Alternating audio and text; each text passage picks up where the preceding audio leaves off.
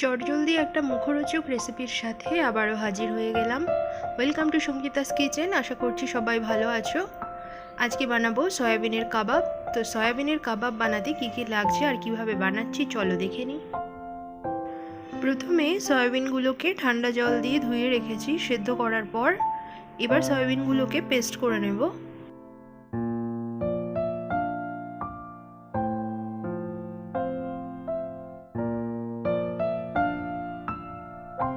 Soybean paste করা হয়ে গেছে। এবার এটার মধ্যে আমি দিয়ে দেব পরিমাণ মতো নুন,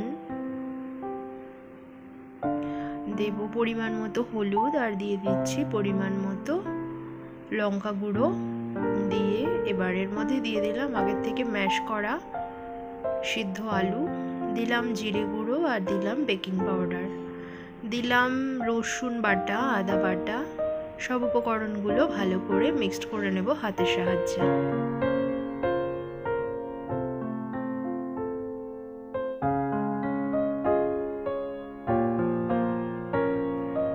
সমস্ত উপকরণগুলো হাতের সাহায্যে ভালো করে মেখে নিয়েছি। এবার দিয়ে দিলাম 1 চামচ সয়া সস আর কাঁচা লঙ্কা কুচি দিয়ে এবার এর মধ্যে বাইন্ডিংয়ের জন্য দিয়ে দিলাম কর্নফ্লাওয়ার, দিয়ে দিচ্ছি বেসন আর কর্নফ্লাওয়ার দিয়ে আবারও সব উপকরণগুলোকে ভালো করে মেখে নেব।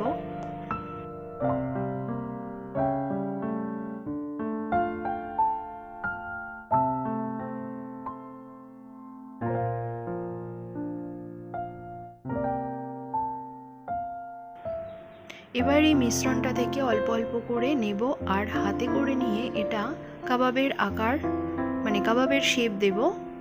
এটা কেউ যে কোনো শেপের করতে পারো, কেউ গোল, চ্যাপ্টা, ডিম্বাকৃতি। আমি এরকমভাবে তৈরি করেছি।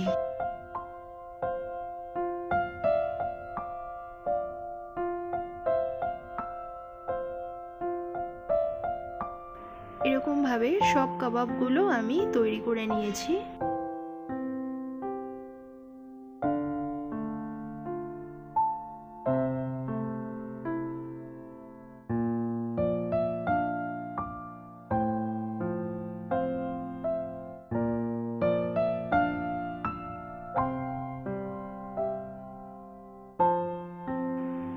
দেখো সব কাবাবগুলো আমার রেডি হয়ে গেছে। আমি 10 মিনিট মতো ফ্রিজে রেখেছিলাম।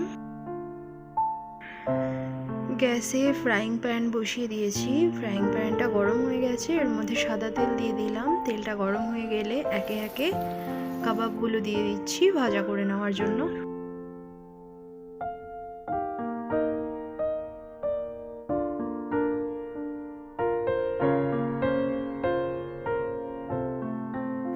এক সাইড ভাজা হয়ে গেলে এবার আর একটা সাইড উল্টে দিচ্ছি।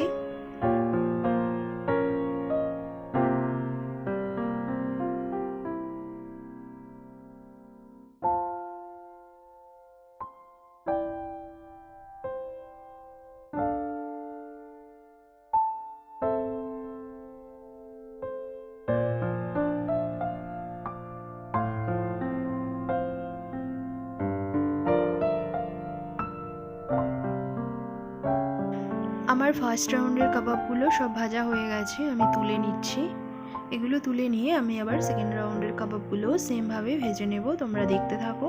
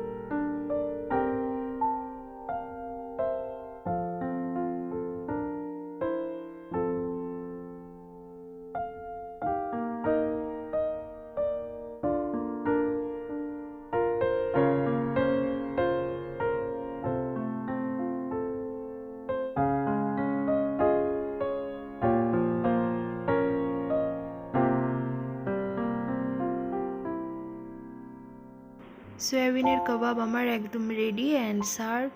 আমি টমেটো সসের সাথে এটা সার্ভ করেছি। এই সয়াবিনের কাবাব রেসিপিটা তোমাদের কেমন লাগলো অবশ্যই জানিও। খুব সহজে তৈরি হয়ে যায় বাড়িতে। যদি ভালো লেগে থাকে তাহলে অবশ্যই like, comment, share and subscribe করে চ্যানেলের পাশে থেকো।